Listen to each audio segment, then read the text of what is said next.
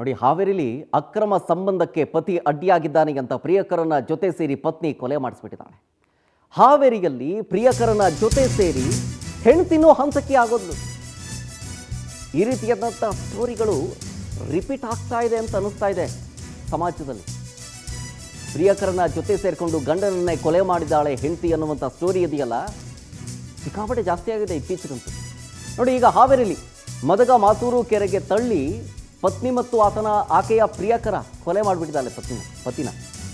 ರಟ್ಟಿಹಳ್ಳಿ ತಾಲೂಕಿನಲ್ಲಿರುವಂಥ ಮದಗ ಮಾಸೂರು ಕೆರೆ ಇಲ್ಲಿಗೆ ತಳ್ಳಿಬಿಟ್ಟು ಕೊಲೆ ಮಾಡಿಬಿಟ್ಟಿರೋದು.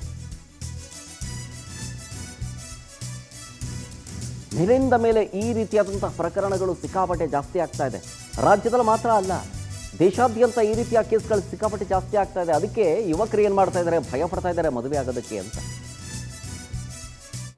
ಯಾಕೆ ಬೇಕು ಆ ಥರ ಜೀವನ, ಯಾಕೆ ಬೇಕು ಆ ಸಾವು, ಯಾಕೆ ಬೇಕು ಆ ನೋವು ಅಂಥೇಳಿ ಎಷ್ಟೋ ಜನ ಯುವಕರು ಬ್ಯಾಚುಲರ್ ಆಗಿ ಉಳ್ಕೊಂಬಿಡೋಣ ಅಂಥೇಳಿ ಸೋಷಿಯಲ್ ಮೀಡಿಯಾದಲ್ಲಿ ನೀವೇ ನೋಡಿರ್ಬೋದಲ್ಲ. ಈ ರೀತಿಯಾದಂಥ ಮಾತುಗಳನ್ನು ತುಂಬ ಜನ ಆಡ್ತಾ ಇದ್ದಾರೆ. ಅದಕ್ಕೆ ಕಾರಣಗಳೇ ಈ ರೀತಿಯಾದಂತಹ ಪ್ರಕರಣಗಳು. ನೋಡಿ, ಕೊಲೆಗಾದ ವ್ಯಕ್ತಿ ಶಫೀವುಲ್ಲಾ, ಈತನನ್ನು ಶಹೀನಾ ಬಾನು ಮತ್ತು ಮುಬಾರಕ್ ಅನ್ನೋನು. ಶಹೀನಾ ಬಾನು ಈ ಕೊಲೆಗಾದ ವ್ಯಕ್ತಿಯ ಪತ್ನಿ, ಮುಬಾರಕ್ ಅನ್ನೋನು ಆರೋಪಿ ಸ್ಥಾನದಲ್ಲಿ ಇದನ್ನಲ್ಲ, ಇವನು ಈಕೆಯ ಪ್ರಿಯಕರ. ಇವರಿಬ್ಬರು ಸೇರ್ಕೊಂಡು ಗಂಡನನ್ನು ಕೊಲೆ ಮಾಡಿಬಿಟ್ಟಿದ್ದಾರೆ.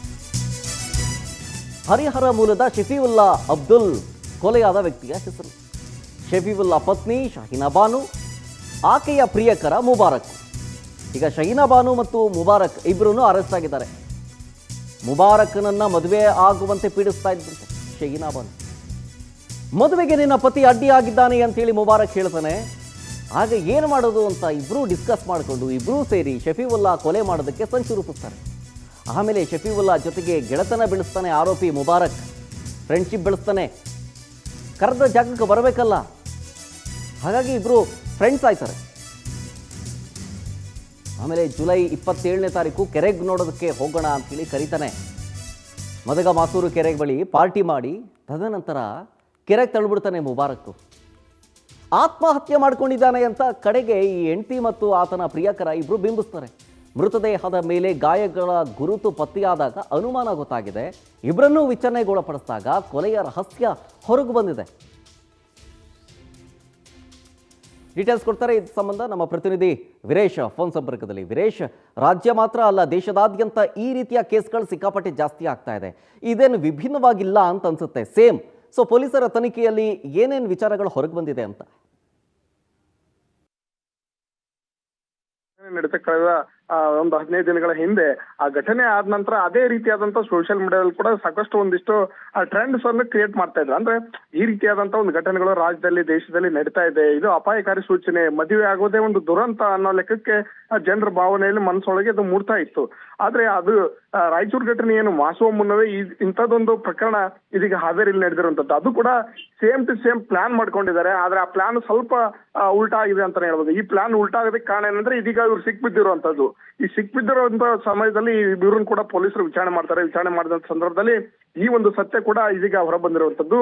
ಏನು ರಾಯಚೂರಲ್ಲಿ ನಡೆದಂತ ಘಟನೆ ಸೇಮ್ ಟು ಸೇಮ್ ಅದನ್ನೇ ಕಾಪಿ ಯಥಾವತ್ತು ಮಾಡೋದಕ್ಕೆ ಹೋಗಿ ಇಲ್ಲಿ ಇದೀಗ ಈ ಒಂದು ಜೋಡಿ ಸಿಕ್ಬಿದ್ದಿರುವಂತದ್ದು. ಏನು ಪ್ರಿಯಕರ ಮತ್ತು ಈಕೆ ಶಹೀನಾ ಬಾನು ಸೇರ್ಕೊಂಡು ತನ್ನ ಗಂಡನನ್ನೇ ಈ ರೀತಿಯಾದಂತ ಒಂದು ದುಷ್ಕೃತ್ಯಕ್ಕೆ ಸಿಗಿರೋದು ಮಾತ್ರ ನಿಜಕ್ಕೂ ದುರಂತ ಅಂತಾನೆ ಹೇಳ್ಬೋದು. ಯಾಕಂದ್ರೆ ಸಮಾಜದಲ್ಲಿ ಗಂಡ ಹೆಂಡತಿ ಪರಸ್ಪರ ಪ್ರೀತಿ ವಿಶ್ವಾಸ ಅನ್ನೋದೇ ಇದೀಗ ಮರೆಯಾಗುವಂತ ಒಂದು ಸಂಗತಿ ಈ ಪ್ರಕರಣಗಳು ಬೆಳಕಿಗೆ ನೋಡ್ತಾ ಹೋದ್ರೆ ಬೆಳಕಿಗೆ ಬರ್ದಂತದ್ದು. ಯಾಕಂದ್ರೆ ಗಂಡ ಹೆಂಡತಿಯ ಸಂಬಂಧ ಯಾವ ರೀತಿ ಇರುತ್ತೆ ಅನ್ನೋದನ್ನು ಕೂಡ ಇಂಥ ಒಂದು ಘಟನೆಗಳನ್ನು ನೋಡ್ತಾ ಹೋದ್ರೆ ನಿಜಕ್ಕೂ ಭಯ ಆಗುತ್ತೆ. ಯಾಕಂದ್ರೆ ಮದುವೆ ಆಗೋದೇ ತಪ್ಪ ಅನ್ನೋ ರೀತಿಯಲ್ಲಿ ಕೂಡ ಇದೀಗ ಮೂಡ್ತಾ ಇರುವಂತದ್ದು ಭಾವನೆ. ಹೀಗಾಗಿ ಇಂಥ ಒಂದು ಘಟನೆ ಇದೀಗ ಹಾವೇರಿ ಜಿಲ್ಲೆಯ ಏನೋ ಅಲ್ಲಿಯ ಹಿರೇಕೆರೆ ತಾಲೂಕಿನಲ್ಲಿ ನಡೆದಿರುವಂತದ್ದು. ಇವರು ಮೂಲತಃ ಹರಿಹರದವರು.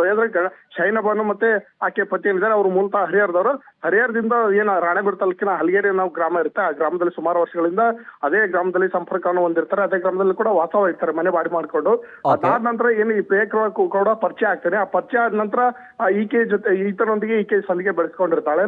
ಗಂಡನನ್ನು ಏನಾದ್ರು ಮಾಡಿ ಮುಗಿಸ್ಬೇಕು ಅನ್ನೋ ಪ್ಲಾನ್ ಅನ್ನು ಹಾಕೊಂಡಿರ್ತಾರೆ. ಆದ್ರೆ ಸಾಧ್ಯ ಆಗಿರೋದಿಲ್ಲ. ಆದ್ರೆ ರಾಯಚೂರಿನಲ್ಲಿ ನಡೆದಂತ ಘಟನೆಯನ್ನೇ ಇವರು ಕಾಪಿ ಮಾಡೋದಕ್ಕೆ ಹೋಗಿ ಇದೀಗ ಸಿಕ್ಬಿದ್ದಿರುವಂತದ್ದು ಶರತ್.